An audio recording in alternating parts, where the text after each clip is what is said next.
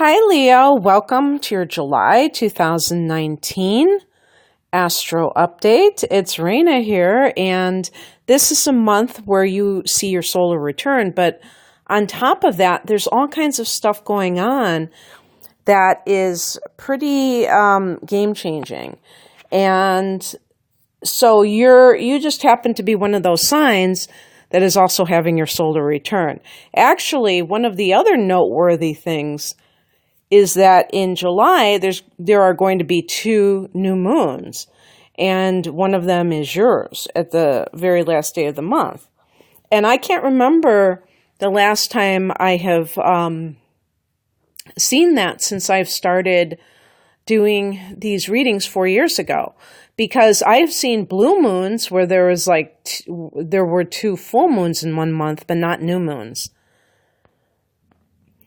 And I'm sure that they have been there. I just haven't paid attention.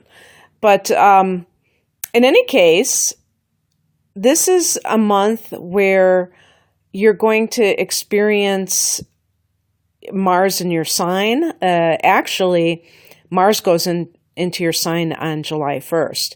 So it's almost like the month starts with you getting your mojo.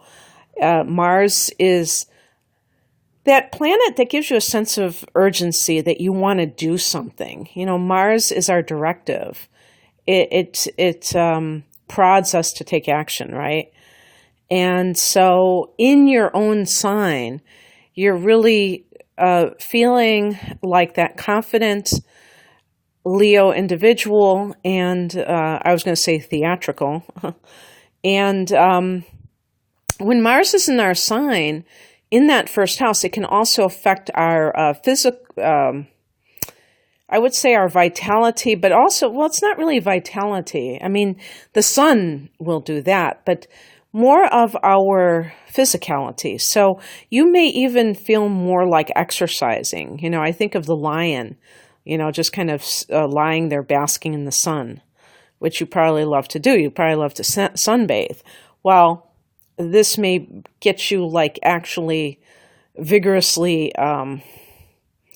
active and moving around and promoting yourself like you are wont to do. On the second, the first of those 2 new moons, this in the form of a solar eclipse, which is much more powerful, 10 degrees of Cancer in your 12th house. So a lot of energy in the 12th and 1st houses for you. Now, the 12th house is the last house, so we could look at that as the house of endings, the house of, the end of a cycle. But this is a solar eclipse, so there's something beginning that is connected to the 12th. And one of the things that's connected to the 12th is spiritual matters. So some of you may be taking up yoga or even like training, I would say, if you're somebody who's an empath or you feel that kind of intuitive vibe permeating your being, and you want to actually do this for a living or what have you, you may be kind of getting involved in that.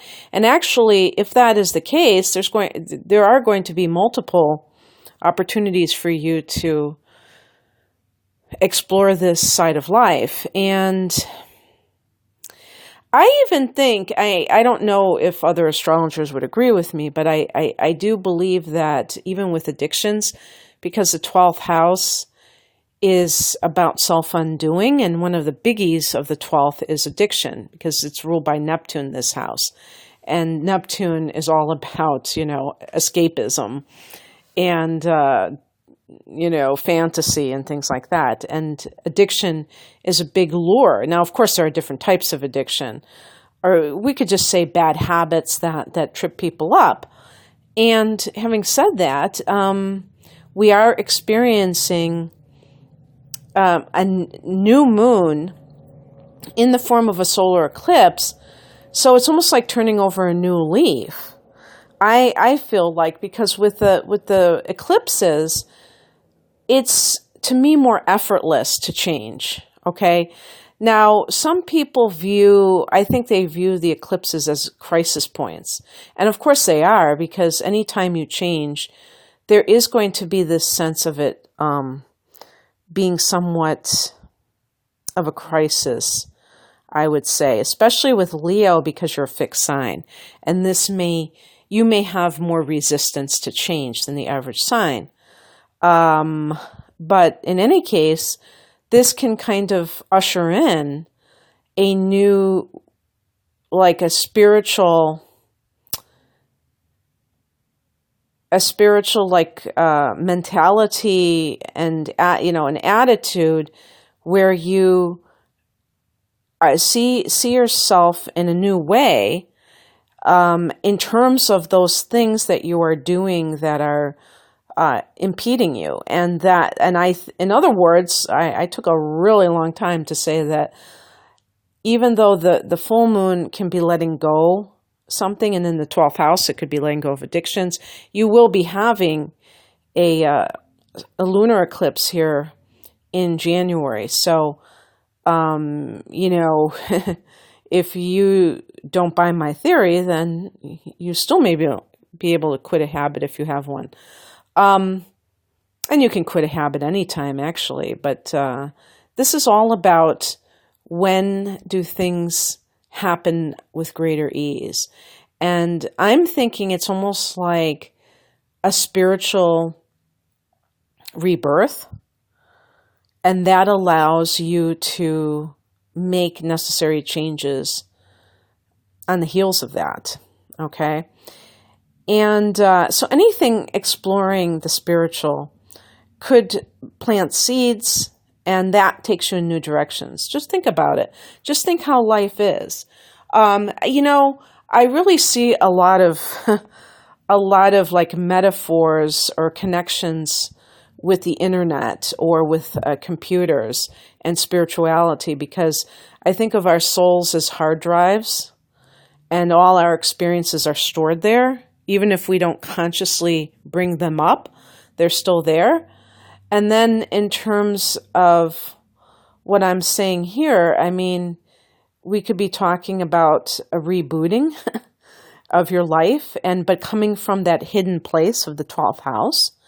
And also, when you're searching for something on the internet and you get recommended all these other things and you go off on a tangent and you just, well, at least maybe I'm talking about my mind. Maybe you don't do this, but I think it's pretty common, or otherwise they wouldn't set it up like that, because they know how people's minds tend to work and send them off on this tangent. But the tangent is really an interesting journey. And sometimes, I know I can end up several hours later and saying, how did I get here? I started out watching this, and now I'm watching, a pet raccoon, eating fruit, or something. So anyway, that's what's happening for you on the 2nd, that solar eclipse. And then on the 3rd, Venus goes into Cancer. So Venus goes into that hidden place, the 12th house. And this is another example of 12th house influence that could actually change your life in some cases, because the 12th house can deal with past lives and karma. Karma is, to me, a misunderstood term. The word itself means action, and that's all it means. And so we take one action, we have another reaction. Nothing personally punitive about that. It's just, it is what it is. And so, you drop a watermelon from a balcony and it splatters on the ground. That's not because the universe hates you. It's because we have a law of gravity, cause and effect. So, this could be a situation where, karmic relationships, which I think, probably the vast majority of our relationships, and certainly our important relationships, are probably karmic relationships, where we are dancing with the same people in lifetime after lifetime, having these experiences sometimes maybe in different roles, sometimes as lovers, sometimes as friends, sometimes as parents and children, and working out certain dynamics or certain things within us that the other person is a great foil for. So, I mean, even people that you consider your worst enemies, they are helping you. They're drawing out within you all of your stuff and helping you to see that. And so, having said that, I mean, this could be a time where you meet your soulmate, where you recognize your soulmate. Coming from that 12th house, that spiritual place, that place of more than one dimension and lifetime. And so just keep that in mind if you're single and you're looking, even if you're in a relationship, you can still meet somebody that eventually plays that role in your life. You know, that happens. And so that's interesting. And in some cases, Venus in the 12th can mean a clandestine relationship, because this can be a place of secrets. Now, it doesn't necessarily have to be about cheating, infidelity.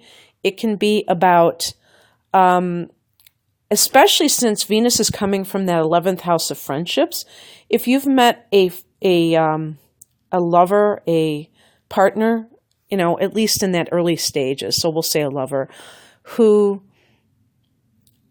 you met with your group of friends, you may not want your friends to know that you're dating. You might want to keep it under wraps for a while. Or maybe you're a single parent and you don't want to introduce your children to a new person, or even your family and your friends. You just want to see if it works out. So there are many reasons why people keep things kind of like hush-hush. On the 7th, we have Mercury going retrograde in your sign.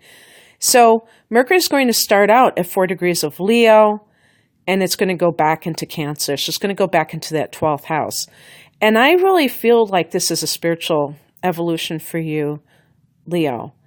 You're all about the image. Actually, I think the sun is exalted in the 1st house, and you're ruled by the sun.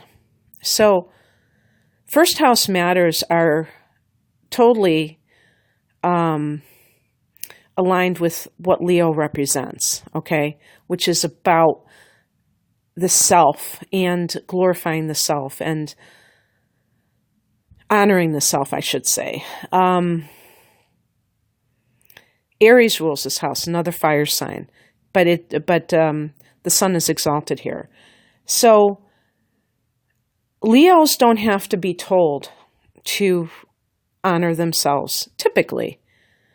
But there may be some reason why the way that you speak of yourself, think of yourself, needs a rebooting. And you're going to do that. On the 16th, we have a lunar eclipse at 25 degrees of Capricorn. This is your 6th house of work, health, your daily routine. This is a big one, Leo. You may have a totally different schedule by the time this is all over with. And maybe even some of you listening in June are seeing this, because sometimes the eclipses, from what I understand, can affect people ahead of time, a month ahead of time. So, and this may, speak to other changes, radical changes in your life, a certain job change, for instance, but there's a possibility you could just walk off in a huff or have some kind of clash with coworkers, perhaps, or some kind of a situation, because you do have Pluto in that 6th house. You already have a couple of intense placements or transits in that 6th. You've got Pluto and you've got Saturn. So maybe you finally have had it up to here with coworkers, and you just kind of go out in a blaze of glory, with leaving them in the dust, just walking off the job. Because sometimes I think of the lunar eclipse as something happening almost suddenly. But see, there's a sense of destiny behind it. So even if it was like losing a job or losing your temper and leaving when you had no plans that morning to leave, the universe is conspiring for this to happen at this time in your life, is my guess. And it's all part of the grand scheme of things. So just keep around that date of the 16th of drama connected to work or coworkers. There's a saying, it's not the work, it's the people. And I think that is so true most of the time, is that you can tolerate the work, even if it's boring work, but people that are, vicious, conniving, that's where it gets really hard to bear. On the 22nd, the sun goes into Leo, your sign. I did Cancer before yours because both of you, I did you guys first. Sorry, somebody wrote to me and said, I love you even though you always do, you always forget about Leo. And I don't forget about you. Maybe I'm trying to humble you, but it's hard to be humble when you're as great as a Leo, right? So the sun is actually going into your sign, so that's the 1st house, and that's coming home to mama, that sense of like coming home to yourself, the solar return. And the month before the solar return, the sun is in the 12th house. So even for Leos, there could be an uncharacteristic desire for a lot of alone time, a lot of reflection, instead of being, I just saw the Elton John Rocket Man movie, that kind of flamboyant, life of the party type of person. Now, I'm totally getting off on a tangent here, but you might find this interesting because Elton John is a Leo, and he actually has Sagittarius rising, I'm sorry, he's an Aries with Sagittarius rising. Now, come to think of it, I couldn't wait to get home from that movie and see what his chart said. And now that I think about it, how come he doesn't have any Leo? Come on. I don't even think he has any 5th house placements. I'll have to check again, but if anybody would seem like a Leo, even Freddie Mercury was a Virgo. Of course, Virgo is right next to Leo, and he might have had some personal planets in Leo. I'll have to check his chart again too. But Leo is the natural performer, and you're ruled by the sun. So when the sun comes into your sign, this is like a party and a half. And so on the 27th, Venus goes into your sign as well. Venus is the attractor. So Venus rules 2 houses, the 7th house of Libra, which is about committed partnership. And of course, we think of Venus when we think of love, so that's a no-brainer. But also the 2nd house of money, of earned income, in the sign of Taurus. And so Venus does rule that 2nd house as well and can indicate money. But in general, attraction. So the law of attraction means something connected to that, which is about attracting to you the good that you desire. And it can be in many different forms, but one of those forms can be,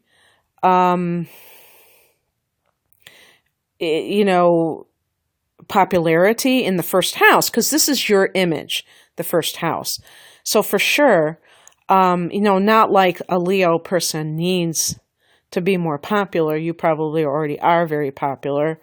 If you're the typical Libra, Leo. And Leo, by the way, some of you aren't. I just mentioned Elton John and talking about Aries, another fire sign that is very bold, but he was very shy. Not all fire signs like Leo are going to be just totally extroverted. I think in the movie they said he was an introverted extrovert. I think I'm an introverted extrovert too, and I'm a Sagittarian. So some of you Leos may have the sun in the 12th house. So it's kind of like obscured in a sense, or maybe the sun in the 8th house. And you may be more subdued, thoughtful. If your sun is close to Cancer, or if it's close to Virgo, you may be more subdued, and yet still retain some of that Leo quality, or